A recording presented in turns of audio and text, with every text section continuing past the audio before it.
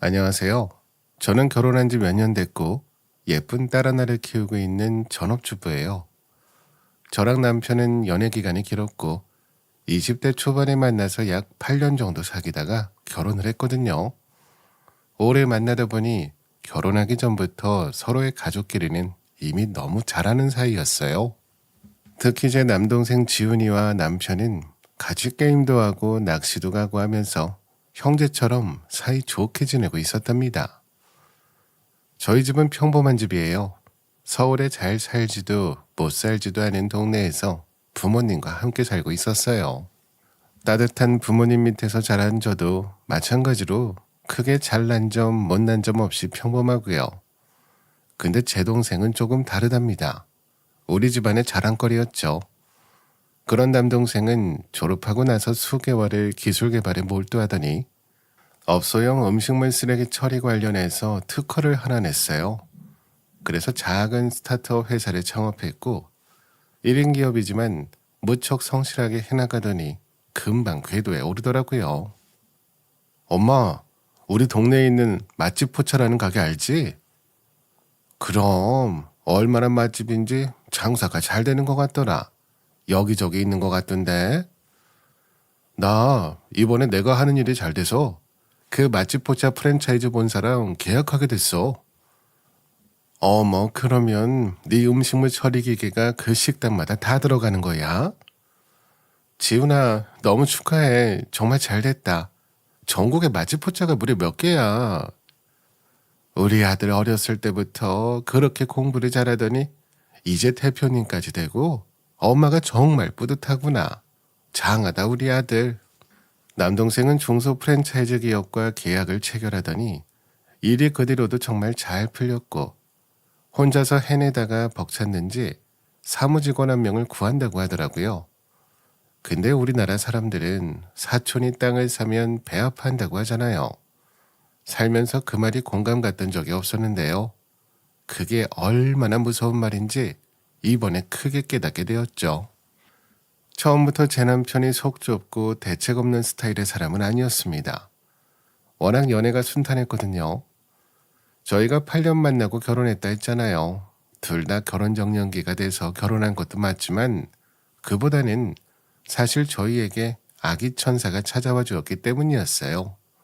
그래서 저희는 부랴부랴 소위 말하는 속도 위반으로 결혼 준비를 하게 됐습니다. 자기야, 근데 우리가 너무 편하게만 먹고 살고 지냈나 봐. 너무 모은 돈이 없다. 자기는 어때? 나도 자기랑 똑같지. 목돈 모아둔 게 없네. 우리 둘이 상황이 똑같은 것 같아. 둘이 합쳐서 5천만 원도 안 되는 돈으로 신혼살림을 시작해야 될 상황이 됐죠. 다행히 양가 부모님께서 조금씩 도와주셔서 서울에 있는 아주 작고 오래된 빌라 전세를 구할 수는 있었어요. 그런데 사실은 남편이 자존심 상할까봐 주변에 말할 때는 양가의 도움을 받았다고 했었지만 사실은 거의 대부분은 저희 부모님이 도와주신 거긴 했어요. 시부모님들은 아예 자금이 없는 건 아닐 테지만 신우가 그 당시에 식당을 차리려고 준비를 할 때 거기에 이미 시부모님들의 노후 자금이 거의 다 들어가 있었기 때문이죠.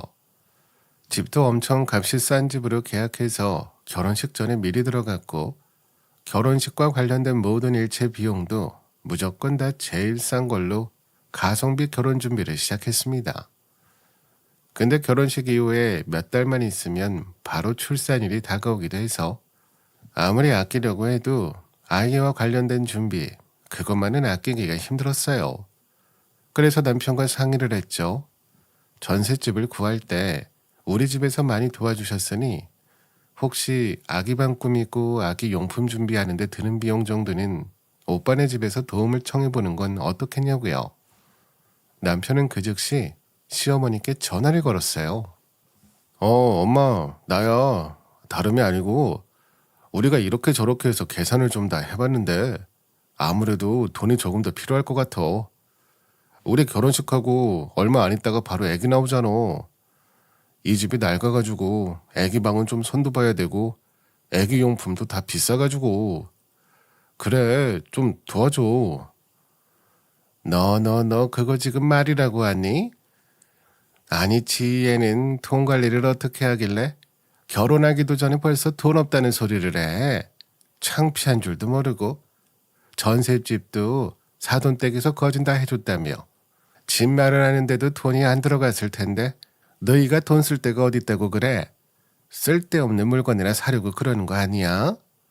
애기는 낳으면 다 길러지게 되어 있어요. 아니 엄마 무슨 조선시대 얘기를 하고 있어. 아니야. 애기 유모차 같은 거 몇백만 원도 안 돼. 좀 도와주라. 그냥 1,000만 원만. 정 안 되면 몇백이라도. 뭐? 유모차가 몇백만 원이라니? 지나가던 개가 웃겠다 이게. 유모차가 없으면 엄마가 업고 다니면 되지. 나 때는 다 그렇게 키웠어. 이러니까 요즘 애들이 야가 빠졌다고 하지. 유모차에 몇백만 원 소리 하는 걸 보니 안 봐도 우리 집 큰며느리 될 지 씀씀이를 알겠다. 알겠어. 젊은 애가 씀씀이가 그렇게 대책이 없어서 어떡해. 우리 집 애들이 며느리가 돈을 헤프게 쓸까봐 엄마는 걱정이다. 네가 벌어온 돈도 그렇게 헤프게 쓰면 어떡해. 아니 돈이 없으면 없다고 하지. 왜 지희한테 뭐라고 해. 지희는 잘해. 우리가 그전에 워낙 모은 돈이 없어서 그래. 아니 그러면 사돈댁에서는 그 조그만 전셋집 하나 마련해줬다 치자. 그 집 사돈총각은 그렇게 사업이 승승장구해서 돈을 잘 번다고 그 집 부모들이 자랑이 늘어지더니만 거기서는 뭐 아무것도 안 해주디? 예, 돈 없는 네 늙은 애미보다 사돈총각한테 가서 곧 태어날 조카 선물 좀 미리 달라고 해봐라. 그래, 그 집도 도리가 있으면 조카 선물 정도는 챙겨주겠지. 남편은 통화 내용을 자기 나름대로 걸러서 제가 기분이 덜 나쁘게 전달해주긴 했지만 저도 대충 눈치는 챘어요. 수화기 너머로 들려오는 아주 펄쩍 뛰는 시어머니의 음성. 시누이 식당에는 수천만 원씩 턱턱 지원해주신 거 뻔히 알고 있는데 섭섭하지 않았다면 거짓말이지만 없어서 못 내주는 부모 마음은 또 어떻겠나 싶어서 말았어요. 그때 남편이 저한테 그러더군요. 저기요, 우리 부모님은 정말 몇백만 원도 나오기 어려운 상황인가 봐. 그래서 말인데 혹시 우리 처남한테 한번 연락해보면 어떨까? 사실 저희 집에서도 부모님보단 현재로선 더 경제적으로 여력이 있는 건 제 남동생 지훈이가 맞아요. 어쨌든 작은 회사지만 대표고 또 지금 사업도 무척 잘 되고 있으니까요. 근데 제가 누나라서 그런지 동생에게 도움을 청해볼 생각은 한 번도 못 해봤었어요. 누나 노릇은 못해줄 망정 돈을 빌려달라고 하게 되는 날이 오다니 많이 미안한 마음이 들었죠. 그래서 저는 남편의 제안을 거절했어요. 남편에게는 좀 힘들더라도 지금 직장에서 추가 근무 신청을 하라고 했죠. 저도 임산부로서 할 수 있는 아르바이트를 알아보겠다고 했고요. 이렇게까지 대화를 나눴던 터라 이 건은 여기서 이야기가 다 끝났다고 생각했어요. 그런데 웬걸요? 며칠 뒤에 저희 친정엄마한테 전화가 온 거예요. 지희야, 결혼 준비하는 거 많이 힘드니? 아니 엄마, 왜? 무슨 일이야? 누가 나 힘들어 보인다 그래? 너 지훈이한테 돈 빌려달라고 했다며? 출산 준비하는 것 때문에. 뭐라고? 잠깐, 그게 무슨 말이야? 누가 그래? 누구긴 누구야? 지훈이지. 엊그제 김서방이 전화 와가지고는 지훈이한테 출산이랑 산후조리랑 집에서 아기 돌보는 거 등등 해가지고 드는 돈이 너무 많아가지고 가지고 있는 돈으로 역부족이라고 예산이 많이 초과되었다고 형편되면 융통 좀 해달라고 연락했다던데 너희 둘이 얘기한 거 아니었어? 근데 정확한 금액을 말을 안 해가지고 지훈이가 어느 정도 빌려주는 게 알맞겠냐고 엄마한테 물어보지 뭐야. 뭐? 참 미치겠네. 엄마 일단 알겠어. 끊을게요. 저는 그날 밤 퇴근해서 돌아온 남편에게 따져 물었어요. 제 허락도 없이 어떻게 그랬을까 싶어서 뭔가 오해가 있길 바라는 마음이었고요. 그러나 남편이 하는 말은 가관이었죠. 뭐 처남한테 말도 못 꺼내보냐? 그렇게 돈을 잘 번다면서. 그래도 우리끼리 이야기했을 때는 지훈이한테 손 안 벌리고 어떻게든 우리끼리 해보는 데까지 해보자는 거였잖아. 이렇게 뒤에서 나 몰래 지훈이한테 연락해서 돈 꺼달라고 하면 내가 중간에서 뭐가 돼? 뒤에서 몰래라니. 난 너가 누나로서 자존심 상할까봐 힘든 말 대신해 준 건데. 진짜 미치겠다. 이렇게 상의해서 이미 아니다로 결론 내린 일도 자기 마음대로 해버리면 어떡해? 지금이라도 내가 전화해서 지훈이한테 못 들은 걸로 하라고 한다. 잠깐만. 지금 처남이 입금한 것 같은데? 뭐라고? 어디 봐봐. 맞네. 처남이 입금해줬네. 이야, 어떻게 우리 맘을 알고 딱 1,000만 원을 보냈을까? 바로 옆에 탄탄대로인 여유 있는 사람이 있었는데 우리가 너무 어렵게 생각하고 있었구나. 이래서 가족 중에 잘된 사람이 있으면 좋다고 하나 보다. 자기야, 우리 빨리 처남한테 고맙다고 전화하자.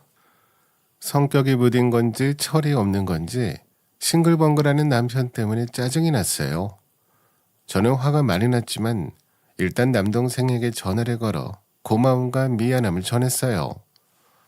남동생이 제가 출산 준비하는데 비용이 부족한 거였으면 진작 말하지 그랬냐며 따뜻하게 위로해주는 바람에 남편 때문에 치솟았던 분노가 좀 누그러들었죠.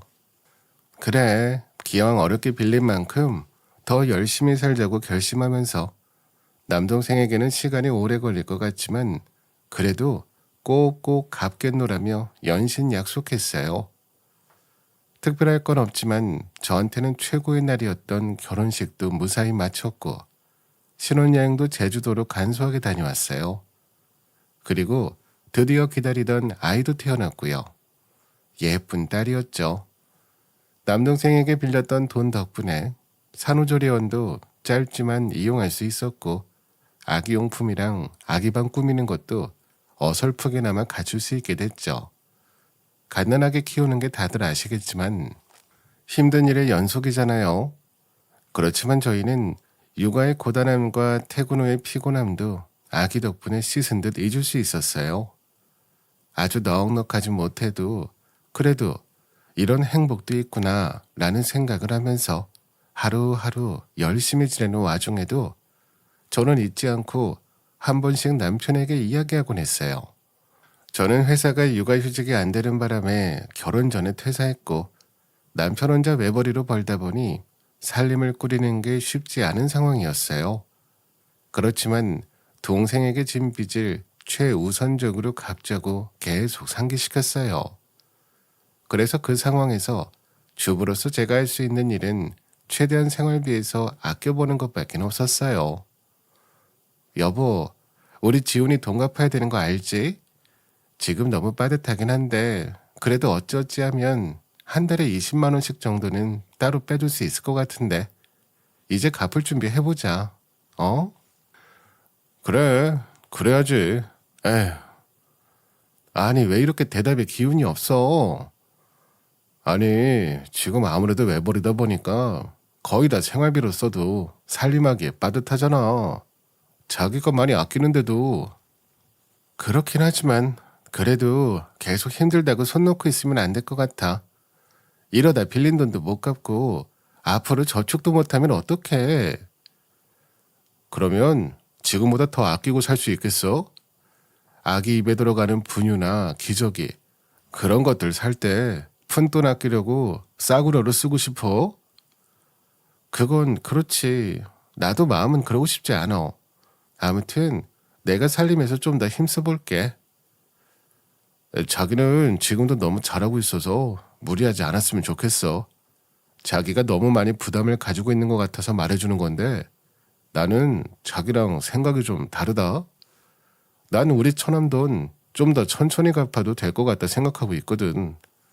왜냐면 처남이 가랑이 찢어지는 상황인데 우리한테 막 어렵게 돈을 빌려준 게 아니잖아. 처남 같은 사람한텐 1,000만 원은 정말 큰 돈이 아닐 거야. 없어도 그만인 돈이랄까. 그리고 처남이 빨리 갚으라고 독촉하는 것도 아니고 그 돈이 급한 건 더더욱 아닐 텐데 자기가 이렇게 빨리 갚고 싶어서 아둥바둥 하는 걸 보니까 내가 속이 상해서 말하는 거야. 좀 여유를 갖자고. 그렇게 생각해? 나는 남의 돈을 빌리면 무조건 빨리 갚아야 된다 생각하거든. 여유가 있건 없건 상대방의 사정과 관계없이 말이야. 에이, 솔직히 말해서 나는 어떻게까지 생각했냐면 처남이 그 돈을 우리 예쁜 딸을 위해서 선물로 그냥 준 것 같긴 하거든. 정말로? 어떻게 그런 생각까지 했어? 자기는 아무리 여유가 있다 해도 그렇게 큰 돈을 선뜻 남한테 줄 수 있어? 자기가 못하는 일은 남도 못하는 거야. 남은 아니고 가족이잖아.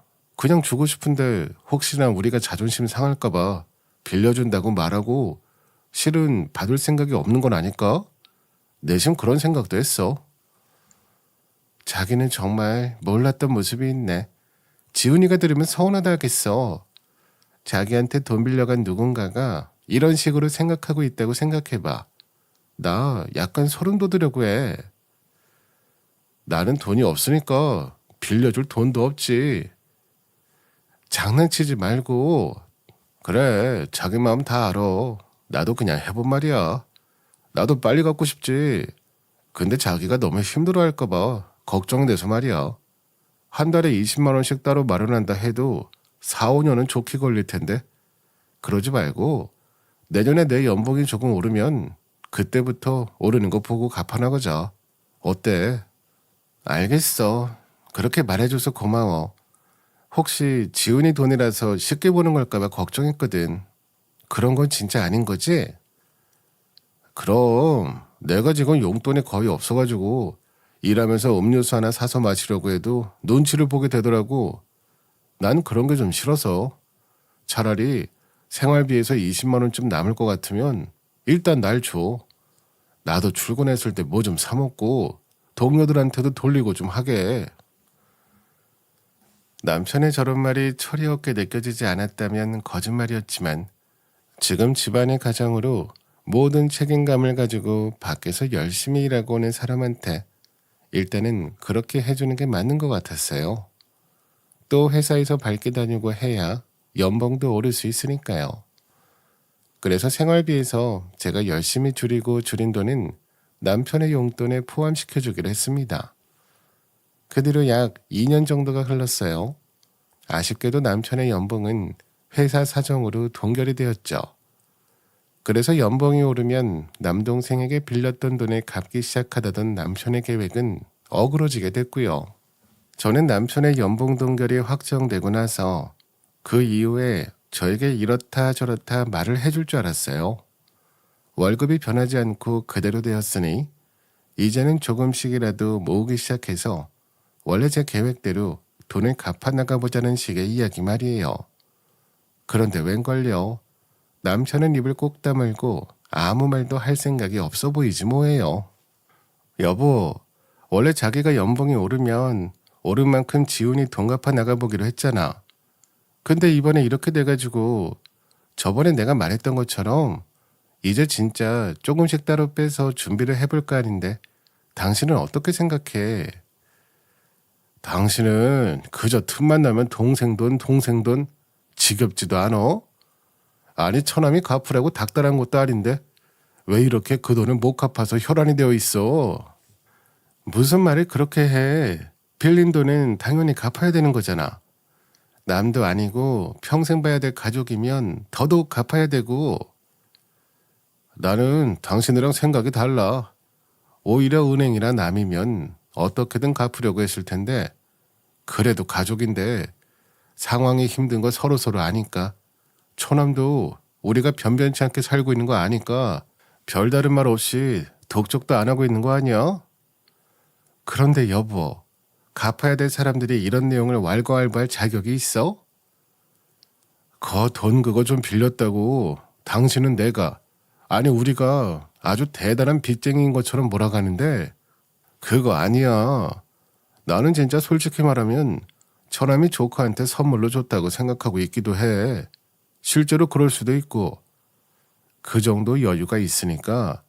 근데 당신은 입만 열면 지훈이한테 돈 갚아야 된다 이러니까 내가 얼마나 이해가 안 가겠어. 우리는 서로 생각하는 게 다른 거야. 돈은 같이 빌려놓고 갚을 때 되니까 생각하는 게 달랐다고? 이게 말이야 방구야. 진짜 어이가 없네. 당신이 이렇게 양심 없는 사람이었어? 당신 동생한테 돈 빌렸다고 하더라도 이렇게 똑같이 했을 거야. 아무튼 나는 이번 달부터 당신이 갖다 주는 월급에서 조금씩 떼어서 지훈이한테 보내기 시작할 테니까 그렇게 하러. 아니, 그건 허락할 수 없어. 지금도 월급에서 생활비 빼고 나면 나 현장에서 커피 한 잔 사 마시기 힘들어. 그런데 거기서 뭘 떼어서 마련한다는 거야. 그래, 말 나온 김에 우리 확실히 입장 정리하자. 나는 처남 돈 안 갚고 싶어. 갚고 싶으면 당신 혼자 일해서 갚아. 뭐라고? 그게 무슨 말도 안 되는 소리야. 그래, 당신 신혼 초부터 아르바이트 하겠다고 그렇게 큰 소리 쳤었지? 잘 됐네. 마침 현지도 자기 식당에서 주방 아르바이트 구한다고 하니까 거기나 나가서 일해. 영 모르는 데보다는 그래도 거기가 낫겠지. 알겠냐? 내가 말해둔다. 저는 정말 어이가 없었어요. 남편은 처음 제 남동생한테 돈을 빌릴 때부터 쉽게 생각하는 것 같더니 이윽고 자기가 갚을 생각이 없었다는 본색을 드러낸 것입니다. 그리고 와이프한테 시누이가 사장으로 있는 식당에 가서 주방 일을 하라고 등 떠미는 남편이 세상에 또 있을까요? 그것도 같이 갚아야 될 돈을 혼자 갚게 만들기 위한 목적으로요. 너무 화가 나서 씩씩거리고 있었는데 남편이 언제 연락한 건지 시누이한테 그새 전화가 오대요. 언니, 오빠한테 들었어요. 언제부터 와서 일해줄 수 있어요? 아, 벌써 그렇게까지 이야기가 됐나요? 이 사람도 참 아직 확정된 건 아니었는데요. 언니, 그러지 말고 우리도 지금 일손이 부족해서 죽겠어요. 언니 어차피 아르바이트 해야 되는 거면 우리 가게에서 좀 해줘요. 내가 잘해줄게. 남편이 저렇게 비협조적, 아니 아예 안 갚겠다고 으름장을 놓은 이상 정말 제가 돈을 벌긴 해야 되는 상황이었어요. 지금부터 일자리 구하고 어쩌고 하느니 차라리 아는 사람 가게에서 일하는 게 나을 수도 있겠다는 심정으로 당장 내일부터 나가겠다고 했어요. 시누이는 까맣게 타들어간 제 속을 아는지 모르는지 너무 좋아하더군요. 저는 화나고 난처하고 속상하고 이런 여러 가지 마음을 가지고 시누이 가게로 갔어요. 눈치가 없는 남편은 자기도 오랜만에 동생 보겠다며 쫄래쫄래 따라오더군요. 제가 주방에서 일하는 꼴을 보고 싶어서인지 뭔지 아가씨는 저희가 결혼 준비하던 그 시기에 오랫동안 일했던 경력을 바탕으로 그럴싸한 가게를 하나 차렸어요. 당시 시부모님은 노후 자금도 다 여기에 보태느라고 저희 결혼에 조금 도움도 못 주셨던 터라 솔직하게 원망이 없었다면 거짓말이었지만 오늘 이렇게 주방 아르바이트 하려고 오랜만에 다시 와보니 약간은 욱하는 마음이 들었죠. 가게는 장사가 잘 되는 편이라고 했는데요. 주방 아르바이트라고 해서 요리 실력 좀 발휘하려나 했더니 웬걸 설거지 아르바이트라는 거예요. 그래도 남편을합시고 소개해준 아르바이트가 좀 좋은 걸 줄 알았더니 고작 설거지라니 자존심이 정말 상했고 이게 정말 남편이 맞나 싶더라고요. 기왕 이렇게 갈 때까지 간 거 내가 진짜 열심히 일해서 빨리 우리 동생 빚 다 갚고 발 편히 뻗고 자야겠다 싶어서 도끼가 바짝 올랐습니다. 아가씨, 나 뭐부터 하면 될까요? 주방 들어갈까요? 아, 언니, 잠깐만. 우리 먼저 얘기부터 해요. 뭐가 그렇게 급해요? 뭔데요? 주의 상황이면 얘기해줘요. 아니, 원래 설거지 아르바이트는 외국분들 많이 쓰고 그랬는데 요즘에는 진짜 사람이 안 구해져가지고 언니한테까지 부탁하게 됐어요. 오빠한테 듣자니 언니도 동생 돈 갚아야 돼서 빨리 돈 벌라고 한다면서요. 그럼 우리 서로 잘 된 거 맞죠? 네, 뭐 그렇다고 쳐요. 그래서 말인데 매일매일 나와서 4시간씩만 일해줬으면 좋겠는데 우리나라 법이 또 주휴수당이라는 게 있어가지고 일주일에 15시간 넘어가면 뭐 안 되는 그런 게 있거든요. 그래서 말인데 신고는 15시간 미만만 하고 그 이상은 내가 언니한테 현금으로 주고 뭐 그러면 안 될까? 그리고 시간당 최저시급은 9,620원인데 그냥 계산하기 쉽게 9,500원으로 해도 되죠? 알아서 잘 챙겨줄게요, 언니. 아가씨, 그게 무슨 말이에요? 주방 설거지처럼 고된 일하면서 최저시급인 것도 놀랄 노짠데 뭘 더 줄인다고요? 아이, 언니. 원래는 외국분들 고용했던 거라 그런 거는 다 안 지켜도 됐어요. 원래 다른 분들 일할 때는 월, 화, 수, 목, 금, 토, 일 다 나오고 한 달에 100만 원 정도만 드리고 그랬어.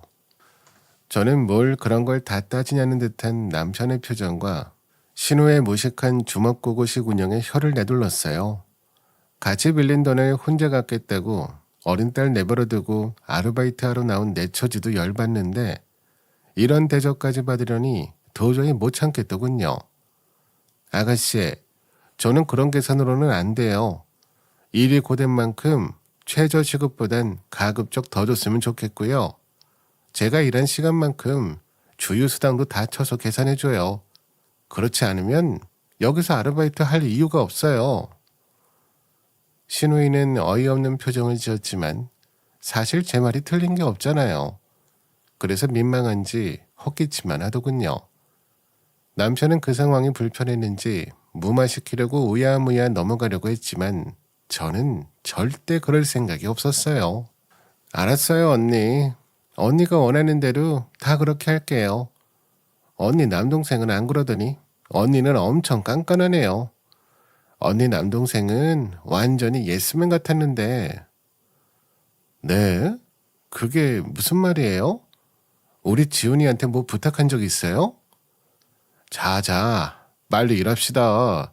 이러다 1시간어치 쉬고 까먹겠어. 남편은 저를 황급히 주방으로 밀어넣더군요.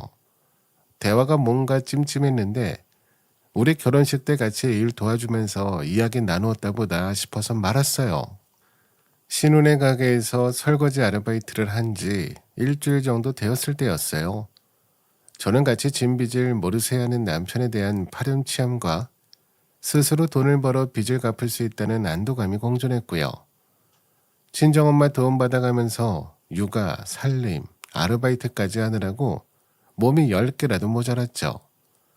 가게는 정말 장사가 잘 되는 편이었고 남편과 신우이에 대한 야속함과 동시에 장사 잘 되는 가게를 운영하는 신우가 대견한 마음도 들었어요. 그러던 그날 아직 손님이 많이 몰리기 전 이른 저녁 시간에 시어머니가 방문하셨어요. 며느라, 우리 귀한 며느리 어딨니? 우리 엄마가 점심을 잘못 드셨나? 갑자기 왜 이러셔? 어울리지도 않게 착한 시어머니 흉내를 내셔?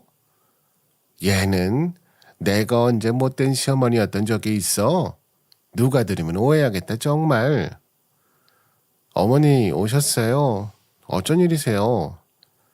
우리 귀한 며느리 얼굴 보러 왔지. 어머니 기분이 좋기는 한데 어쩐지 좀 간지러워요. 진짜 무슨 일이세요? 아니 나는 있지 않니? 요즘에 큰 며느리 네 생각만 하면 정말 하늘에다 대고 절이라도 하고 싶다. 자다가도 고마워서 벌떡벌떡 깬다고. 제가 신혼의 가게에서 설거지 아르바이트 하는 게 그리 좋으세요? 요즘 가게 장사가 무척 잘 돼서 엄마랑 아빠가 너무 자랑스러웠는데 그런 만큼 일손이 부족해가지고 우리 딸이 항상 너무 힘들어 하더라고. 마음 같아서는 내가 나와서라도 하고 싶었는데 나는 손이 느리다 보니 도움은커녕 방해만 될 것 같다지 뭐야. 그러던 중에 믿을 만한 사람이 필요했는데 우리 며느리가 와서 이렇게 주방을 떡 지키고 있으니 그보다 더 고마울 수가 없지. 이 가게도 거의 절반은 며느리 때문에 차린 거나 다름없는데 말이야. 네? 어머니, 그게 무슨 말씀이세요? 왜 제 덕분에 이 가게를 차려요? 엄마, 쓸데없는 소리 말고 온 김에 밥이나 먹고 가요. 아니지, 고마운 건 고맙다고 꼭 짚고 넘어가야지. 우리 귀한 사돈 총각이 우리 딸 가게 열 때 큰 돈을 선뜻 빌려줬잖아. 덕분에 가게를 이렇게 열고 연일 장사가 잘 되니 고맙다고 아무리 말해도 부족함이 없지. 네? 우리 지훈이한테 돈을 빌렸다고요? 누가요? 언제요? 자세히 좀 말해보실래요? 아이, 언니, 그게 아니고 말하려고 했는데, 아이 참, 상황이 이상하게 됐네. 아니, 그런데 이게 비밀이었니? 네 남편이 자기 사돈 총각이랑 얼마나 가까운지 아냐면서 그 정도 돈 융통하는 건 사돈 총각한테 일도 아니라고 하더라. 그러더니 뚝딱 금방 빌려왔길래 사돈 총각이 정말 사업이 잘 돼서 그렇게 큰 돈도 쉽게 나오나 했지. 지금 무슨 말씀을 하시는 건지 저는 정말 모르겠네요. 우리 남동생한테 그 전에 빌렸던 돈도 있는데 저 몰래 돈을 또 빌렸다고요? 당장 확인해 봐야겠어요. 어? 너희가 빌린 돈은 또 있어? 저는 그 길로 신혼의 가게에서 앞치마를 던지고 뛰쳐나왔어요. 그리고 남동생에게 바로 전화를 걸었답니다. 지훈아, 이게 다 무슨 말이야? 너 우리 아가씨한테 돈 빌려줬어? 누나, 그거 지금 알았어? 일단 침착하고 이야기하자. 내가 침착하게 생겼니? 내가 너한테 1,000만 원 빌린 것도 미안해 죽겠는데 우리 아가씨까지 너한테 손을 뻗쳤다고? 아니야, 누나 매형 동생한테 돈을 빌려줬다기보다는 지훈이 너 똑바로 말해. 누나 지금 정말 진지해. 아이, 매형이 말하지 말라고 했는데 여기에 또 매형이 끼어 있어? 당장 말하지 못해? 아니, 그게 사실은 엄연히 말하면 돈을 빌려달라고 부탁하고 돈을 빌려간 건 매형이었어. 자기 여동생이 가게 내기 일부 직전인데 딱 몇 천만 원이 부족하다고. 그것만 있으면 정말 다 잘 풀릴 것 같은데 그깟 돈 때문에 자기가 못난 오빠가 됐다면서. 그때가 마침 누나랑 매형이 1,000만 원 빌려간 지 얼마 안 됐을 때거든. 그때는 내가 마침 여유 자금이 있기도 했고 또 내가 우리 거래처 소개시켜주고 해서 매형 동생이 맛집 포차도 오픈할 수 있게 됐는데 그 가게는 오픈하기만 하면 정말 장사가 잘 될 텐데 기회를 놓치면 아깝다 싶기도 했거든. 그리고 또 결정적으로 이제 매형도 한 가족인데 부탁을 거절하기도 어렵기도 해서 그랬어. 누나한테는 자기가 차차 이야기할 테니 나한테는 일단 누나한테 티내지 말아달라고 하긴 했는데 근데 아직까지 말을 안 했을 줄은 몰랐어. 지훈아, 그 중요한 얘기를 안 해주면 어떡해. 나는 너한테 1,000만 원 빌린 걸로도 지난 몇 년 동안 전전긍긍하고 어떻게 갚을지 고민하면서 하루도 마음 편하게 지낸 날이 없었단 말이야. 근데 알고 보니 내 남편이 너한테 또 돈을 빌렸다고 하니까 내가 정말 네 얼굴을 미안해서 어떻게 보니. 아이, 누나, 아니야. 누나도 갚으려고 계속 생각하고 있고 매형이랑 매형 동생도 갚으려고 열심히 하고 있다고 했어. 난 괜찮아, 누나. 너무 마음 아파하지 마. 그렇지만 누나한테 알아서 말한다고 해놓고 아직까지 말 안 했던 건 나도 좀 충격이네. 사람이 좀 다르게 보여. 그래서 지훈아, 얼마나 빌려줬어? 9천만 원. 가게 오픈하려면 딱 그 정도만 있으면 무사히 오픈할 수 있다고 해서. 그때 저는 너무 큰 금액에 놀라서 쓰러질 뻔했어요. 심장이 너무 크게 뛰어서 밖으로 튀어나올 것 같았고요. 제 동생은 정말 신뢰 하나로 저와 제 남편을 믿고 있었던 거잖아요. 근데 실상은 그렇지가 않았던 거죠. 우리가 태어날 아기를 위해서 공동으로 빚졌던 1,000만 원도 갚고 싶어 하지 않았는데 자기 동생 때문에 빌린 9천만 원을 이 인간이 갚고 싶어 하겠어요? 그리고 아가씨네 가게는 진작에 이미 장사가 잘 되어서 궤도에 오른 지가 한참이 되었는데 갚을 생각이 있었으면 진작에 갚기 시작했겠죠. 남편이 저한테 보여줬던 1,000만 원 정도는 안 갚아도 돼 라고 했던 뻔뻔한 모습은 사실은 총 1억이나 빚졌는데도 갚을 생각이 없었던 파렴치 않은 모습이었던 거예요.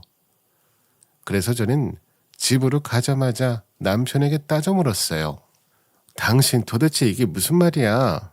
나 몰래 지훈이한테 돈 빌렸니? 그래, 빌렸다. 하나밖에 없는 내 동생이 가게 한번 차려보는 게 평생 소원이란다. 겨우겨우 프랜차이즈 승인도 받고 딱 몇 천만 원만 더 있으면 오픈할 수 있는데 그것 때문에 다 된 밥에 재빠뜨리면 되겠어? 그래서 내가 오빠로서 도움 줄 수 있는 게 그것밖에 없어서 처남한테 연락 좀 했다. 우리 지훈이가 아가씨 프랜차이즈 하고 싶다고 노래를 불러서 지훈이가 자기 거래처에 어렵게 부탁해서 가맹 승인도 내준 거잖아. 원래 아가씨 스펙이면 점주 자금 미달인데도 그렇게 도와줘서 가게 오픈까지 해줬는데 그것만으로 모자라서 그렇게 신세진 애한테 고마워는 못할 망정 돈까지 더 빌려달라고 그래? 그리고 뭐 얼마? 9천만 원? 어떻게 갚으려고 그렇게 큰 돈을 빌렸어? 내 동생이 장사 잘 되면 갚는다고 했고 처남은 그렇게 푼돈에 갚으라고 닥달할 스타일도 아니니까 아니 나도 괜찮고 내 동생도 괜찮고 처남도 괜찮다고 하는데 도대체 왜 당신만 그렇게 안달복달이야? 안달복달? 지금 안달복달이라고 했어? 당신은 그렇게 큰 돈을 내 동생한테 빌리면서 나한테 한마디 상의도 없었어. 빌리고 난 뒤에도 내게 말하지 않았지? 지훈이한테 당신이 알아서 말할 테니까 말하지 말라고 했다면서. 언제 말할 생각이었니? 그리고 당신 1,000만 원 빌린 것도 나한테는 처남이 준 선물일 수 있다면서 안 갖고 싶다고 했잖아. 결국 몇 년이 지나고 나서야 갖고 싶으면 나 혼자 갚으라면서 아가씨네 식당으로 설거지나 시키려고 보냈잖아. 결국 지훈이 돈은 당신한테 아무것도 아니었던 거지? 야, 솔직히 처남은 그렇게 사업이 잘 되는데 1억 정도는 처남 인생에서 없어도 되는 돈 아니야? 힘든 사람들 좀 도울 수도 있지. 가족이잖아. 당신은 잘난 동생한테 도움 좀 받고 살 수도 있는 거지. 뭘 혼자 그렇게 아둥바둥이야. 결국 내 동생한테 빌린 총 1억 정말 갚을 생각이 없었구나.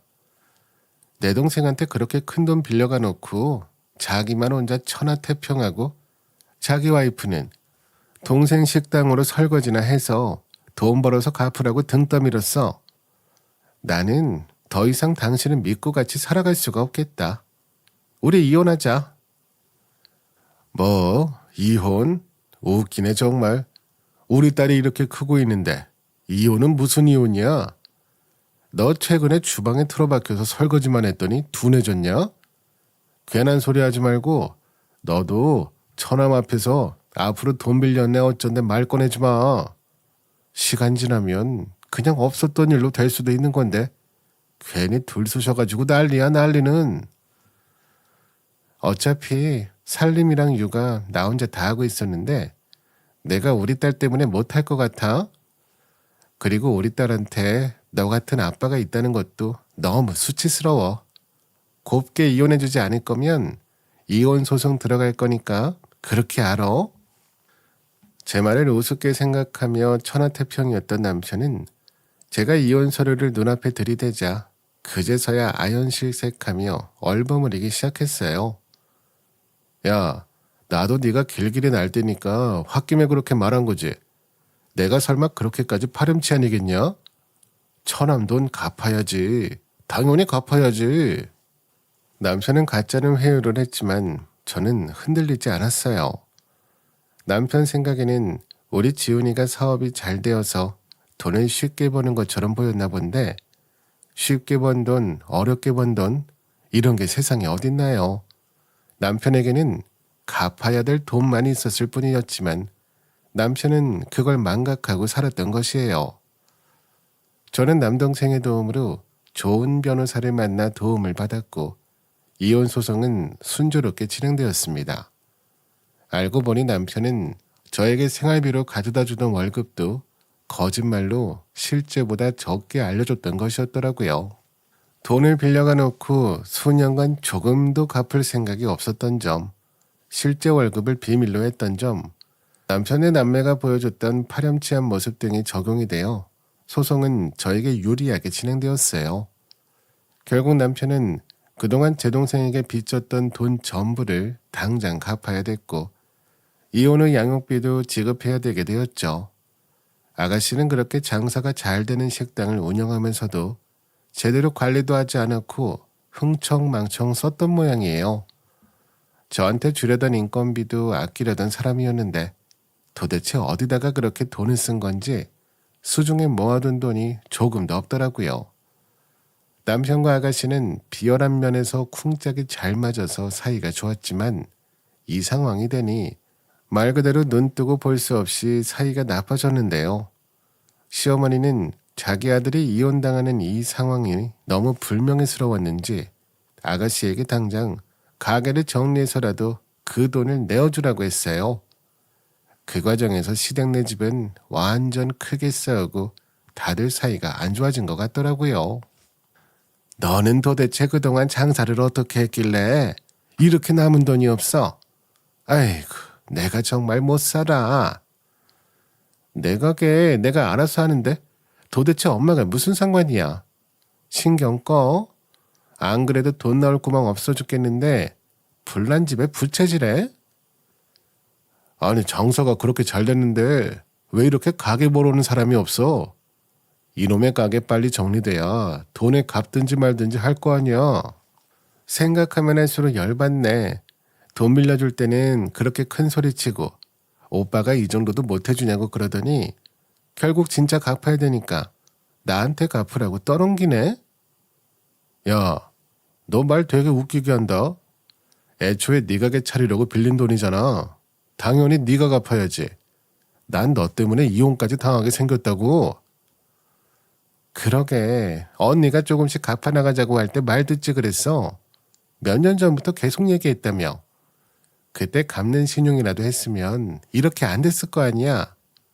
나 이제 진짜 거지야 거지. 이 가게 하나만 믿고 나도 니들 아빠랑 노후자금도 다 이었다가 투자했는데 자식 농사 잘못 지은 게 결국 이렇게 돌아오는구나. 아이고 내 팔자야. 동네에는 이미 파렴치한 남매에 대한 소문이 다 퍼져 있었어요. 처가댁에서 돈 빌려다가 안 갚는 사위, 최저시급도 안 지키고 운영해온 아가씨 등등. 이런 이유 때문에 아가씨의 가게는 차리기만 하면 무조건 장사가 잘 된다고 보장되었던 프랜차이즈 최초로 망해서 문을 닫는 가게가 됐습니다. 그래서 아가씨는 그렇게 장사가 잘 되는 점포였음에도 불구하고 권리금 한 푼도 못 받고 쫓겨나는 신세처럼 헐값의 가게를 인수하고 나오게 됐고요. 가게를 정리하고 직기 비품도 다 팔고 해서 제 동생에게 갚아야 할 돈을 간신히 마련했다 하더라고요. 남의 돈을 쉽게 생각한 사람들이 자기 돈도 쉽게 잃어버리게 되었어요. 자기들 한 짓대로 벌 받은 거죠. 저의 이혼 소송은 잘 마무리가 되었고 제 남동생에게 갚아야 될 돈도 다행히 모두 상환되었답니다. 저는 혼자가 되었지만 그래도 슬프지 않았어요. 정의는커녕 응당 사람이 해야 될 도리도 모르는 사람과 서로 맞대고 살 수 없었고 우리 딸에게 존경할 수 없는 아빠를 계속 두고 싶지 않았기 때문이에요. 딸아이에게 미안하지만 제가 그만큼 노력해서 더 큰 행복을 주어야겠죠. 저는 남동생이 회사에서 여러 가지 일을 배우면서 일할 수 있는 자리를 하나 마련해줘서 내일부터 출근합니다. 앞으로도 겸손하고 똑똑하게 살려고요. 제 긴 이야기 들어주셔서 감사합니다. 오늘도 저희 채널에 와주셔서 감사드립니다. 더 좋은 이야기로 찾아뵙겠습니다. 지금까지 작은별 라디오였습니다.